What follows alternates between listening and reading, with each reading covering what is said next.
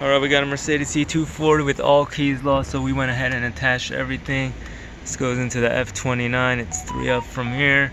Then we attached the all keys lost fast over here. And we just completed the password calculation. So we are going to go ahead and program the keys. So click OK. Success.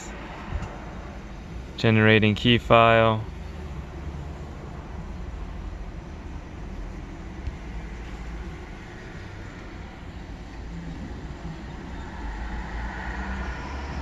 Success. Insert a key blank into the IRL. Alright. That's the key right there.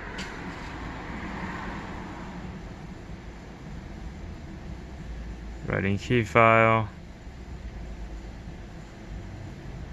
Perfect. All keys locked. Alright, completed. Insert it into the EIS. So we're going to take this out right now. And we are going to take the new key and put it inside there. Alright. And we are going to unplug this right here. Plug that back in. It's plugged in.